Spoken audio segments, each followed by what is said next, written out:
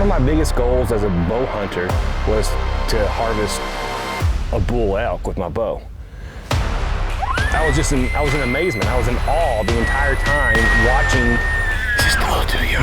them work and watching them do something that they're extremely passionate about. I mean, it was really incredible for me to witness that. Thank y'all so much. That was amazing. That was an incredible experience. And he is running 100 yards and closing fast. That's a stud! Yeah! That's a stud, brother, Mac. Thank you, Adrian. Dude, you guys are so good at what you do.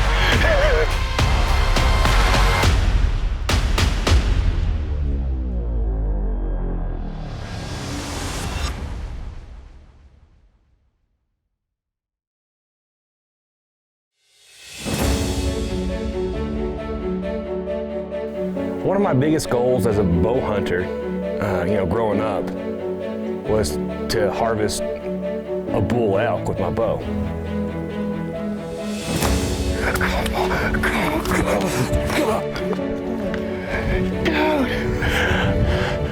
Golly, gosh, this is crazy. Hell of a bull. It's a hell of a bull. I was very fortunate enough to do that last year in Oklahoma. It was my first archery. It was my first elk period, actually. That was part of the Oklahoma Grand Slam.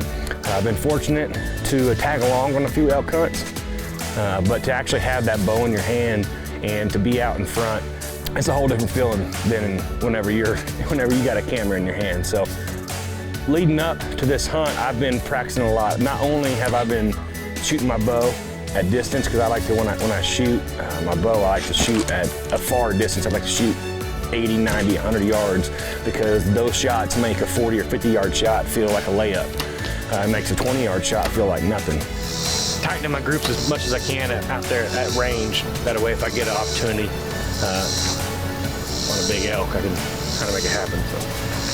To get up here to the NRA Whittington Center is an unbelievable opportunity for me to even be here. I'm able to be here through an invitation from Josh Adams, who's a former director up here. I met him while filming for Major League Bowhunter, and I actually hunted up here last year. I was unsuccessful. We came later in the season, and the elk, they were grouped up into big herds, and unfortunately, they came out of the mountains and then worked their way out in the flat ground, and we just couldn't get anything within archery range. Never really had an opportunity in 5 days of hunting. My name is Eric Whaley. I'm an event coordinator here at the NRA Whittington Center. The NRA Whittington Center is an outdoor shooting destination. We encompass 33,300 acres. There's 20 different ranges here at the Whittington Center. General range open to the public, 100% open to the public. You do not have to be a Whittington Center member or an NRA member to shoot here. Well, the Whittington Center is the world's largest shooting facility, 52 square miles of pristine beauty here, and we hunt on the center itself. The Whittington Center is home to elk, bear, deer, pronghorn antelope, mountain lion. This year, Josh invited me out again, but unfortunately, Josh actually left. He went back and working for the New Mexico State Highway Patrol, something that he loves. He left the Whittington Center, but this year I was going to have Adrian Valdez, who I have known for several years from coming up here, and Adrian is a character. There is no question at all that that man knows how to get an elk within bow range.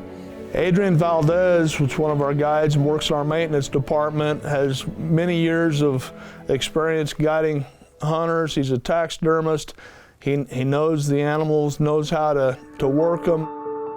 My dad taught me how to hunt at an early age of, 7 years old. Killed my first deer when I was 8, and I've been hunting with him up until 2001, and he passed away then. I've been hunting since then. But he's taught me everything I know about the woods, about deer, elk, all the big game. And I have learned a lot from him, and I've picked up a lot of stuff, during my years of hunting. That's the ultimate that people want is a big bull, elk. I love it. Actually live it, not love it. There's just nothing like bow hunting out. Anybody can kill one with a rifle. Yeah. But when you're in their hip pocket, man, when you're in their little living room, yeah. I met Adrian when I was in the academy in 1998, and we pretty much hit it off since then, and we've been friends ever since. We hunt together and fish together and run around and look for sheds and all that. Yeah, I started hunting probably about 6. I grew up in the state of Maine. My dad introduced me to hunting. I took it from there. Basically, I learned a lot of stuff on my own. I spent a lot of time outside hiking and hunting and trapping and learning anything and everything about the woods. Went into the service in the Air Force, and I was there for about 4 years. While I was in the service, I got married. She was originally from New Mexico, so we decided to make the trip back to New Mexico. Her parents lived here in the Farmington area, and so I got on with the Park Service, and I'm also a firearms instructor. I've been hunting my whole life. I fell in love with the West, elk, mule deer, but that's pretty much it. We'll have to see about that. But if the elk are down there in the flats, I know we'll work them down there too. Right, elk, for sure. Timber, I mean, it don't matter. You know, when we find one, we're gonna see what we can do. Right, we just got to find them. That's exactly right. But you gotta hear one, or you see them even better. Right, if we see one, that's game on too. And then once they bed down, then it's on. We have arrived in northeastern New Mexico at the NRA Whittington Center. I am actually up here doing something I've never done before, and that is my entire focus for the entire week is taking still imagery for the Major League Bowhunter crew. And that's what I'll be doing for 5 days until they are done with their hunt. And then once they're done with their hunt, I'll roll in, pull out the old Matthews, and start chasing bugling elk on this hill or in these mountains. Super excited, humbled to be invited yet again here to the Whittington Center, the NRA Whittington Center, northeastern New Mexico. Well, we just got word that there are elk behind the admin building. And so we're gonna head that way and try to get some footage of them. You know, it's a good sign. There was elk, a lot of elk floating around that Adrian had been seeing over the last several weeks. They haven't really been started screaming yet, but there's a lot of elk. We know that if we find one of these bulls by themselves, Adrian and Mac are hopefully gonna be able to call them within range. With all of their years of experience, we have a really good shot. Well, it is September the 8th. It is my first day hunting here at the NRA Whittington Center. I've been taking pictures, hanging out with Major League Bowhunter guys, and the elk are definitely on the move, definitely on the prowl, definitely reacting to calls. So looking forward to hooking up with Adrian and Mac. It's chilly. It's way chillier now than it has been. So I'm excited. My main man Adrian, look at all that. That's all Adrian. Adrian Valdez right there, boys. Ready? I'm ready, man. Let's do it. We haven't hunted bear in the center for a few years now. See me now? We're gonna take that apart. Take the front bushes.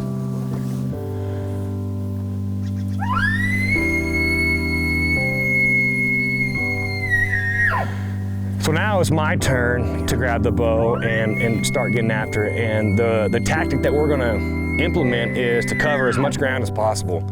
The name of the game right now is opportunities, and you want as many opportunities as you can to hopefully close that final one.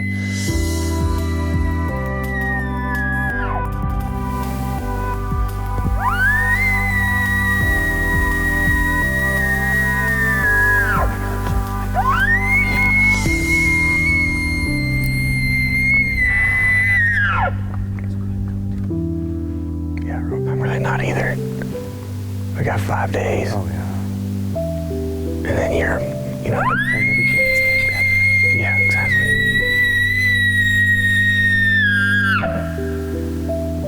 Yeah, right now's fine. Okay, let's go ahead and start right now. I'll tell you what.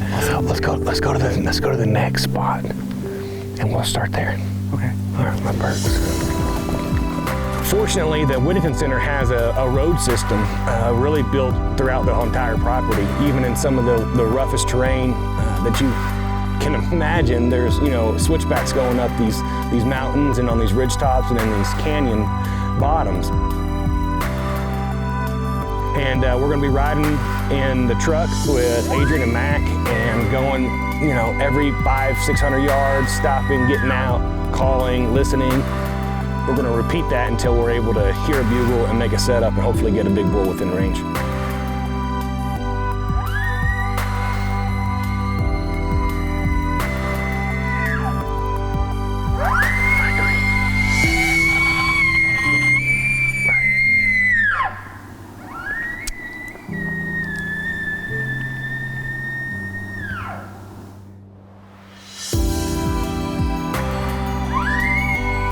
Love this spot.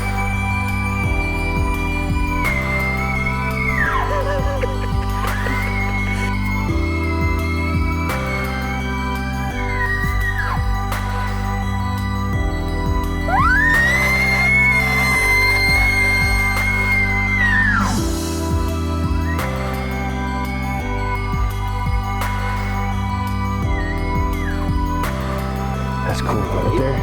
Same thing, yeah, that's the knees. Well, we have been riding around all morning since daylight. We have drove and drove and drove up and down these mountain roads, up and down ridges and ridge tops, and have not heard a bugle.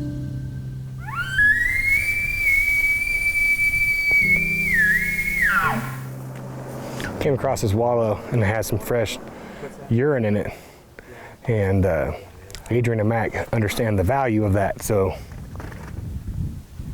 Adrian's sacrificing a wind checker bottle. He's gonna bottle it.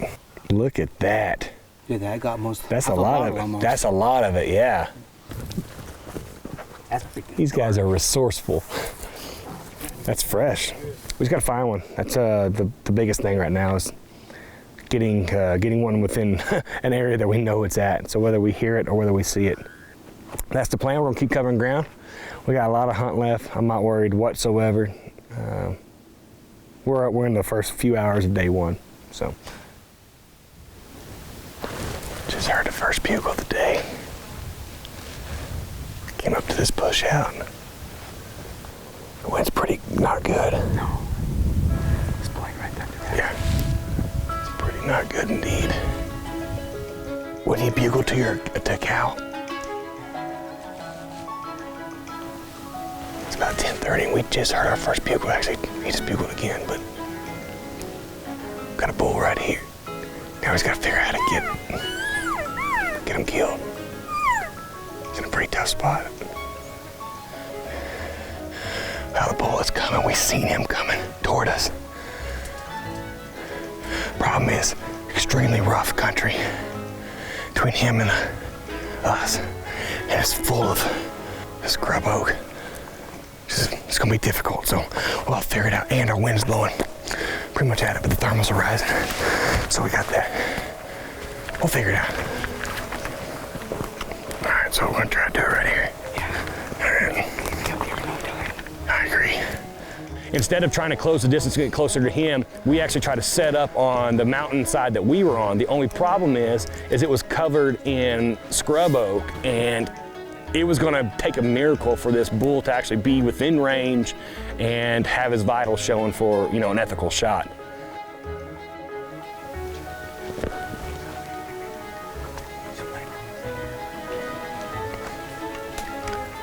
We're gonna relocate.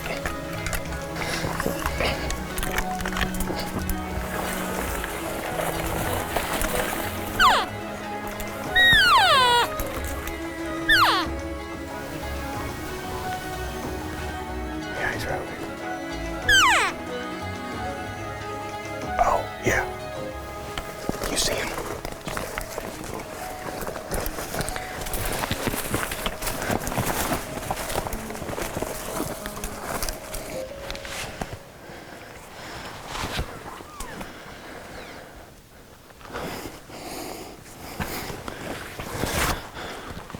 It's thick.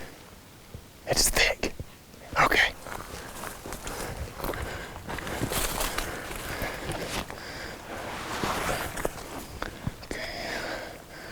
Where is he?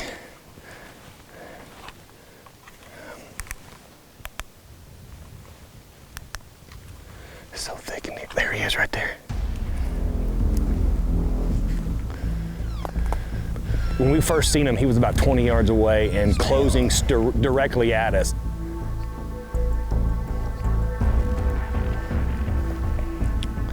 I do not have a shot anywhere.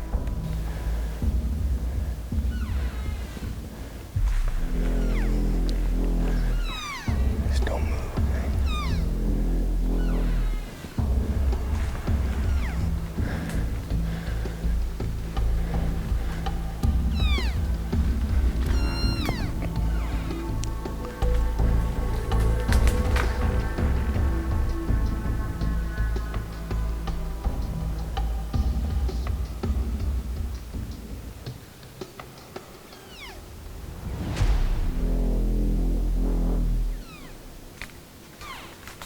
He's out.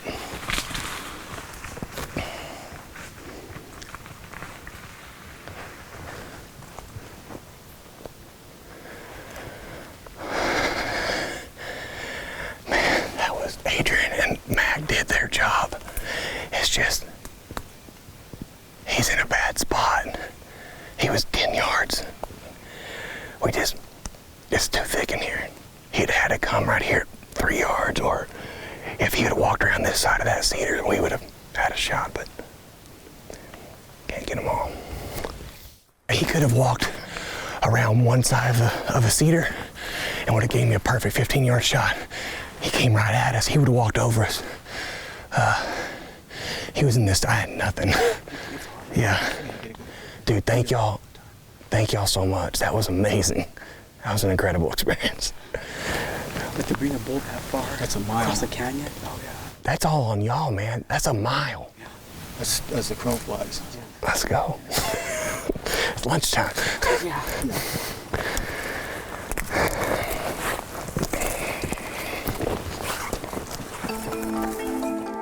We kept implementing the same tactic from that morning for the rest of the day. We did not take a break. We just kept going, and we went all the way till dark, and we didn't hear a bugle. We've been at it all day.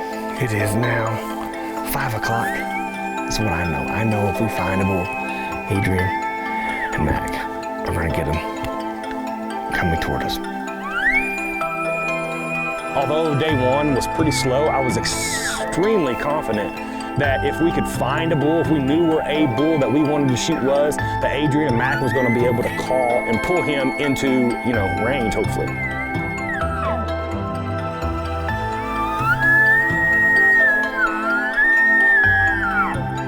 We're getting close. Hopefully they're talking. There's bulls. This ain't talking right now. There's definitely bulls within earshot of that bugle all day.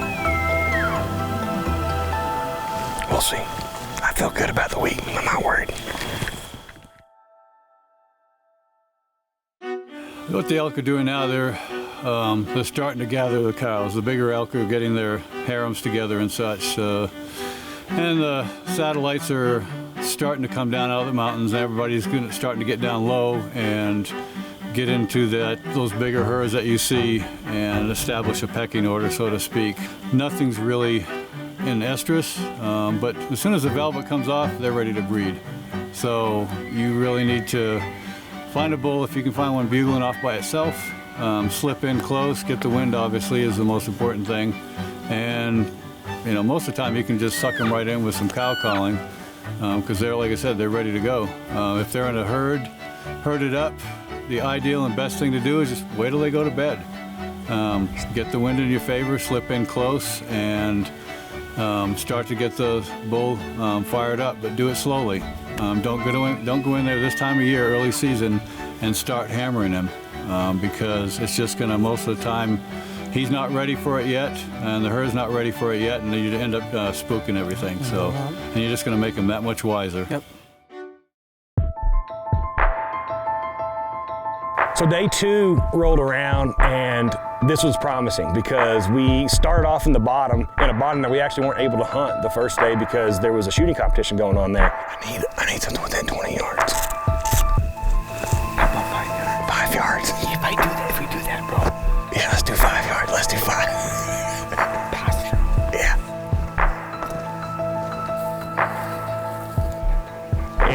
bull quick, the wind swirled.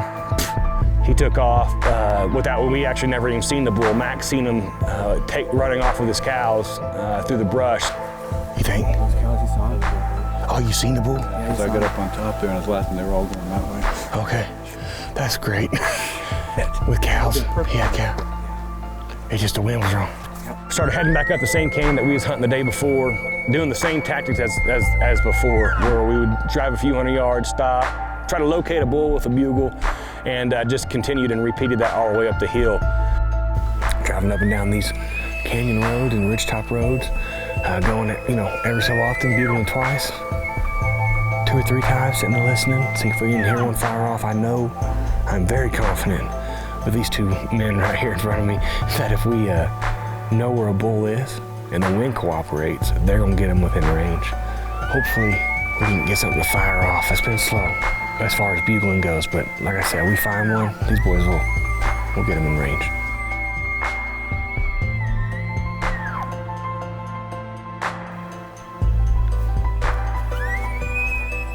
We finally got on top of the mountain and they hit a bugle.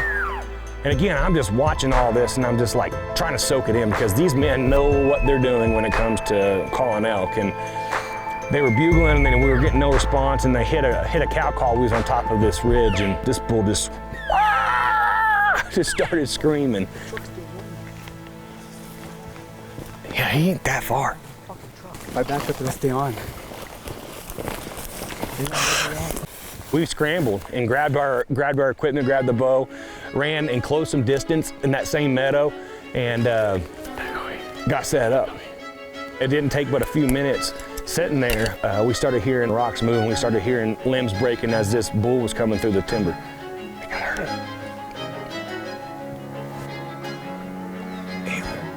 Hit a lamb down here.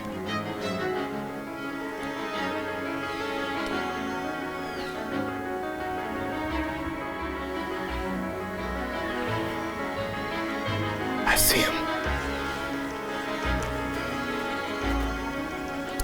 He's right there.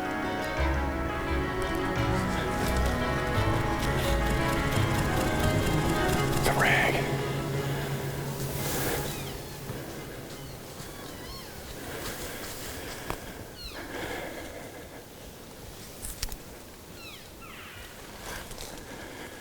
As the bull popped out, it was a young bull, but it was an unbelievable experience to have a bull do exactly what you want them to do. And when I actually went up the hill to check out the decoys with Adrian Mac before he turned around and wheeled,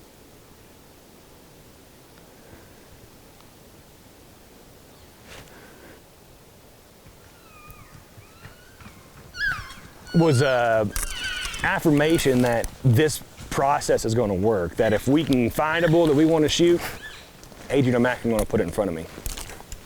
That was awesome. That was perfect.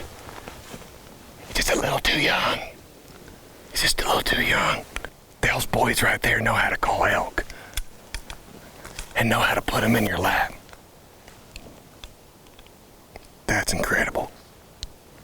Dude, you guys are amazing. That was perfect. Oh yeah. Just a little too, It was a bigger bull. little too young. Hey, He was looking too, man, dude, that was awesome. Yeah, I seen his antler tips coming over the ridge, and I just seen tips. I was like, oh, and then y'all just did perfect, man. Right here in front of it. See that pine tree right there? He was just on that side of that. Oh, we just came off a great encounter. Oh, pretty good ways back there. We've made a few stops, so we switched tactics. Instead of bugling him every stop on a cow call, because they hit a cow call back there and that bull bugled, and then yesterday, the only bugle we heard all day came from a cow call. So. We had another close encounter with a young bull. We actually made a setup on him, and he kind of went silent. We heard a distance from a long ways away, kind of went silent. We sat there for 15, 20 minutes, and then we started moving up the hill a little bit, about 100 yards, and the bull actually met us. While we were just standing there talking about what we were going to do next, the bull was, walked up on us at about 20 yards and then turned around. But fortunately, it was a younger bull, so he's right there. Don't move. I got Mac as my cover.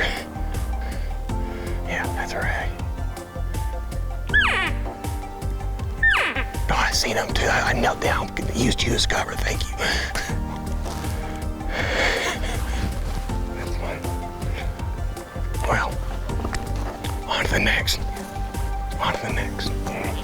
Adrian and Mac realized that these bulls aren't responding to bugles. These bulls are responding to cow calls. So from every one of these stops from now on, instead of hitting a bugle to try to locate a bull, they're gonna cow call in hopes of, you know, getting the bull to fire off, and then in which case we have to get set up immediately because now that bull that just fired off thinks that there's cows where we are.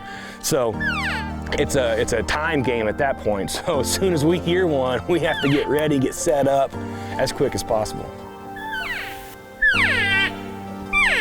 We stopped at this one location in the bottom of the canyon, and it was about 11 o'clock.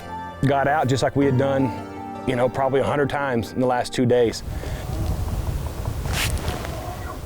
Oh, yeah. He had a low sounding bugle, and even Mac during the heat of the moment said that that was a big bull. He could tell that it sounded like a big bull, you know, to have that type of emotion in it. He like growled, didn't he? I like that attitude. So we scrambled, took off, grabbed our stuff, and then started coming up the valley right to him. And came up on this pond dam, and the bull let out a bugle. Where was that?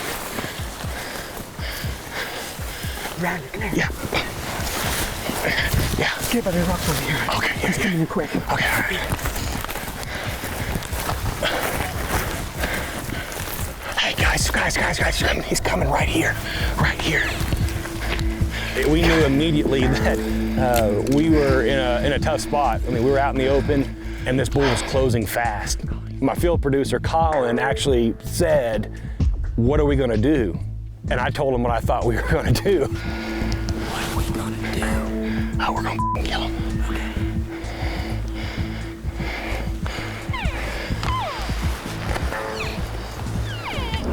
He's gonna come over the hill, right?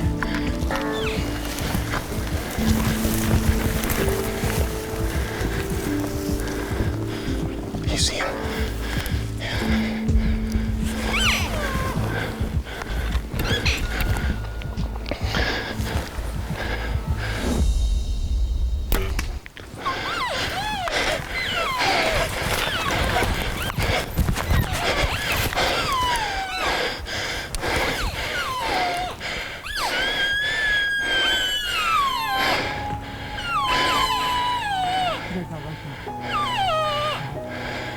Watch him.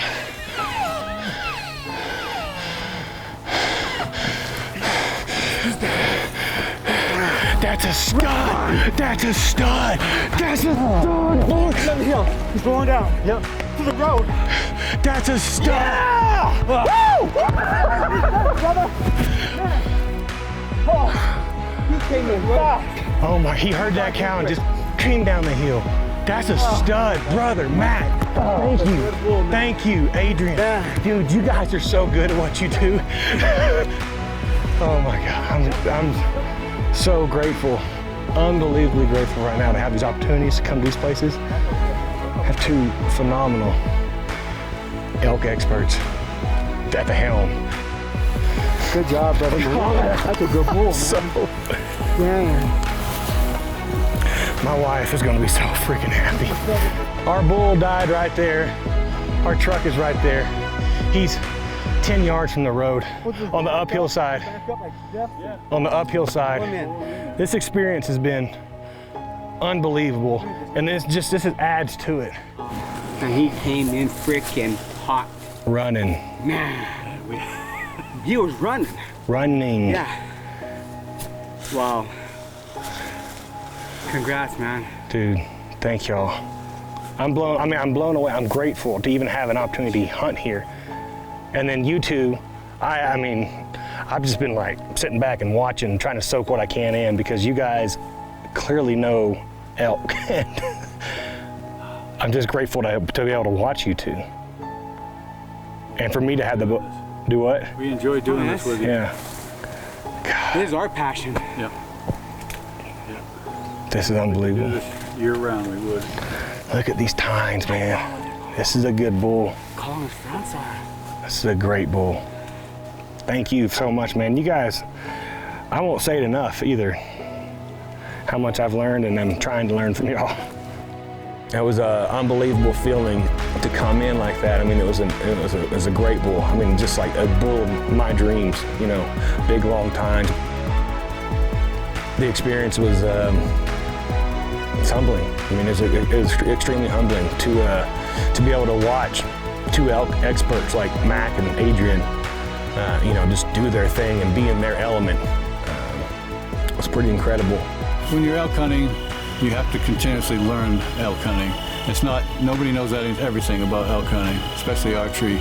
We'll learn things from each other that we've learned elsewhere.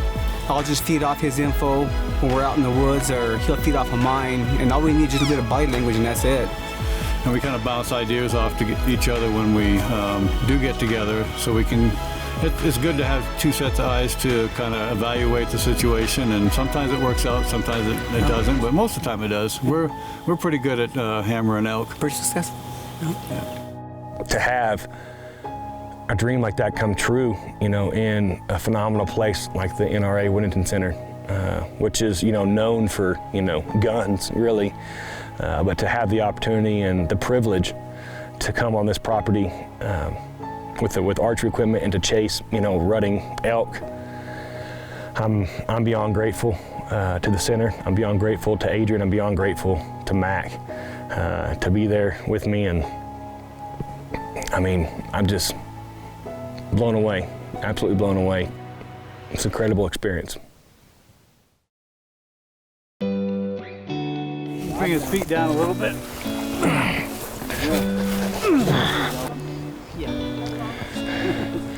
We just got done gutting the bull.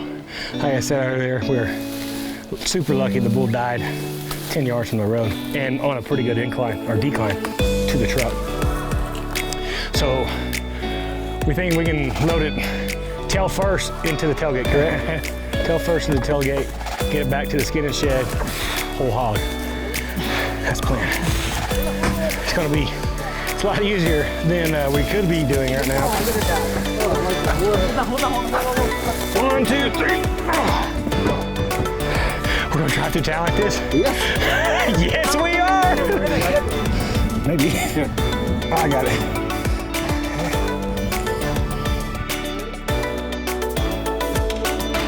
The Whittington Center is about 7 hours from my house. I live just outside of Oklahoma City. So I decided to take the car. You know, we own a car for the road trips, you know, that gets good mileage. Can really think about the fact that if I was going to kill an elk, what would I do with the antlers? That's just, we'll make it work. Well, we're going to see if it'll fill on top of that car.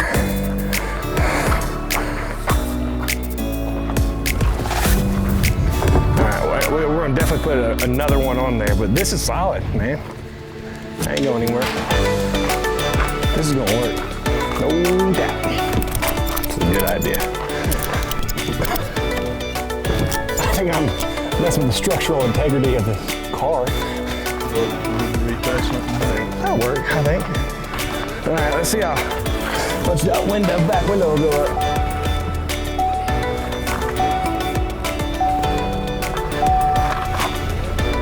It's pretty close.